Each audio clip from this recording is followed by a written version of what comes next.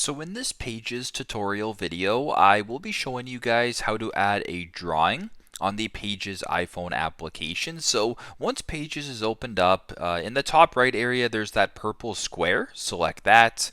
And once you're on the Discover page right here, just slide this top bar all the way to the right and pick the paperclip icon. And then once you're here, go to the bottom, second from the bottom to where it says Add Drawing. Now, when you press on add drawing, it actually doesn't add a literal drawing. Instead, it actually adds an area where you can go ahead and draw and then add this drawing that you create to your page. So, for example, if you wanted to use maybe the crayon right here, you can change the thickness, the thinness, whatever. You can do, a line right there, whatever the case may be. You can also go ahead and change the color if you want as well. Play around with it, do what you got to do.